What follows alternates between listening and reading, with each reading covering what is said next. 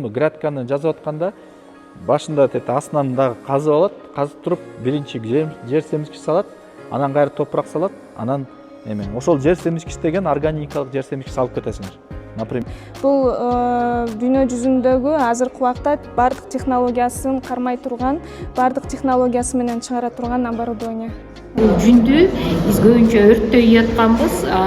Бул деген абаны загрязнять этип, буну деген моундай жакшынакай кайра өзүбүзгө польза кылганыбыз жакшы болуп атат. Бул органикалык жер семирткичти колдонсоңор эле минералдык жер семирткичти колдонбогула деген сөз эмес.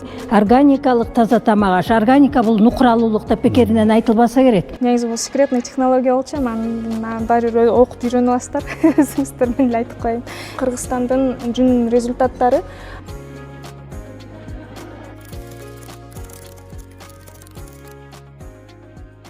грядканы жазып атканда башында астынан дагы казып алат, казып туруп биринчи жер семизгич салат, анан кайра топурак салат, анан ошол жер семизгич деген органикалык жер семизгич салып кетесиңер.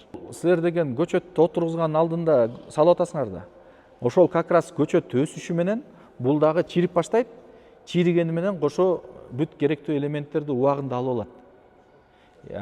Эгерде силер уже үстүнөн эле берем десеңер, анда мен оюмча бул мен байкашымча өзүм практикадан көргөм.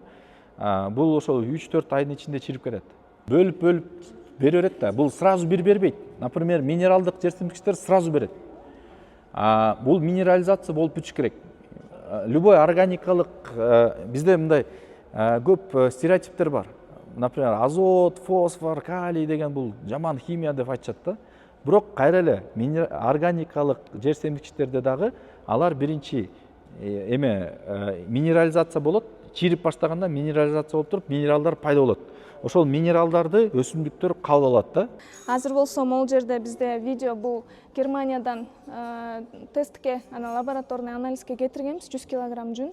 Азыр ошол экен видеосун көрсөтүп коеюн. Бул жерде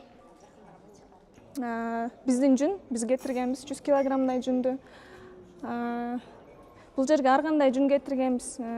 Меринос жүндөн баштап, ар кандай кошулмалары менен мындай аябай кирди дагы, аябай узун жүндөрдү дагы, аябай кылчык жүндөрдү да кетиргенбиз. Бул болсо оборудование Германиядан. Бул дүйнө жүзүндөгү азыркы убакта бардык технологиясын кармай турган, бардык технологиясы менен чыгара турган оборудование. Ушул компанияга, ушул производствого барып өз көзүм менен көрүп сүйлөшүп келдим. Азыр болсо морекел процесси бул сортировка, анан мынакей. Азыр сиздер жана көрүп аткан удобрение гранулдар, мына ушул гранулдарда. Ушулар Кыргызстандын жүн результаттары. Кислотность, pH көрсөтүлгөн. pH бул жерде биздин Кыргыздын жүндөрүндө 6,5дан 8ге чейин болот экен. Эгерде 5,5дан 7,5га чейин бул нормалдуу кислотность. Биздин жүндө болсо бул кислотность бир аз кислыйраак экен, бирок ошончо дагы бул норма деп белгиленди. Навозду биз баарын тең бере беребиз, бирок ал жерде 0,5тен 2,5га чейин гана процент азот бар экен. Ошон үчүн биз аны аябай көп өлчөмдө кылат экенбиз. Эгерде көп өлчөмдө кыла турган болсок, ал биздин жерди наоборот кислотностун көбөйтүп жиберет экен дагы. Микроорганизмдердин бар болгонуна, жайылышына жана ошол өсүмдүктөрдү оорутканга аябай чоң мүмкүнчүлүк түзүлөт экен да. Ошол себептен навозду, эгерде мүмкүн болсо дүйнө жүзүндө навозду чыгарып удобрение деп айтып беришмек. Ошол себептен аны нормага келтире албаган үчүн аны бизге рекомендация бербейт да. Кылчык жүндөрдү деген мурда ала кийиз шылдактар жасалчу, азыр болсо ал жасалбай калгандыгына байланыштуу келдер көбү суранып келишет да, эмне кылсак болот деп. Анан мен ушул абдан кубанычтамын ушул жерге келип семинарга катышканыма. Көп нерселерди алдык. Мен азыр мына үйдө уулум койду кыркып атат. Биздики арашанын породасында кой. Ошонун жүндөрүн бүгүн барып туруп 1 сантиметр, 2 сантиметрден кесип туруп, жаңы себиле турган клубниканын көчөттөрүнө колдоном. Ошондой эле азыр бизде жакында июнда бадыраңдар үшүп кеткен, ошолордун астыларынан да коюп мен практически бир солду испытательный кылып туруп колдонуп көрөмүн. Мага ушул семинар жакты, да ушундай семинарлар көп болсо экен деп тилеймин. Себеби деген бул жүндү биз көбүнчө өрттөй ятканбыз. Бул деген абаны загрязнять этип, буну деген моундай жакшынакай кайра өзүбүзгө польза кылганыбыз жакшы болуп атат. Анан Бегимжан өсү Германияга барып, Германияда ушу иштетишет экен көп эле жерде. Германияда, Полшада дейт, Европанын көп өлкөлөрүндө. Ал Германиянын чыгарган эмеси могу, аппаратын чыгарган. Бул таза эле жүндөн чыккан, мына гранулданган семирткич көрсөңөр болот. Германиялыктар эмедешти, жүн жөнөтүп ийгиледешти бизге. Болуптур деп 100 килограмм жүн жөнөттүк. Ар түрлүү жүндү жөнөттүк. Жараксыз болуп калган жанагы цветной жүндү жөнөттүк, карала, кысыл, жанагы иштеткенге жарабаган жүндүн баарын ушу бөлүштүрүп туруп 100 килограмм жүндү жөнөттүк. В том числе жанагы жарактуу жүндөн дагы бир пакет кылып жөнөттүк. Алар изилдеп көрөлү дешти да. Анан жөнөтсөк алардан кайра бат эле келди. Лабораториялык кагазы келди биринчи. Силердин жүндү текшерип көрдүк, Кыргызстандын жүнүн. Биздин жүндөн алдаганча сапаттуу экен. Себеби Европада жаан көп жаайт экен. Анан жүн жуулуп таза болуп калат экен да, биздикиндей чыбаш болбой. Анан моуреки илгери эле Советтер Союзу кезинде эле колхоздун коюн ак койду баягы. Мытыс койду. Канчалык чыбаш болсо ошончолук сапаттуу болуп чыгар эле да жүнүч. Ошону аябай карашаар эле да баалап. Анан ошол чыбаш бизде как раз сон неме болот экен да, тиги чыбашы жүндүн сапатына аябай жакшы таасир этет экен деп туруп, лабораториялык кагазында жөнөтүп ишти. Оорусун изилдешет экен алар. Жүндүн ичинде эмне деген оору жокпу, саламаттыгы кандай деген сыяктуу. Анан анысы да жакшы болуп чыгып, анан момундай кылып аппаратынан чыгарып туруп бизге кайра жөнөтүштү. Силердики эң сонун болот экен деп. Чыгарсаңар болгудай деп. Алар өсүлөрүнө карайт экен. Тиги кайра эгер силердин продукцияны могу чыгарып берсеңер, кайра өзүбүз алабыз деген сыяктуучу. Мына ушуну баарын органикага өткөрсөк, мынакей өзүбүздүн өндүрүштү колдоо иретинде моурек продукциянын баары бизге керектүү продукциялар. Анан биз бул Тилек Токтогазиевдин бул эмесин колдойбуз. Анткени органикалык таза тамак аш. Органика бул нукралуулук деп бекеринен айтылбаса керек. Мен өзүм дагы эксперимент жүргүзүп көрдүм. Бир гүл алып, анандай челекке отургузуп көрдүм. Ошону 1,5 ай бою сугарган жокмун.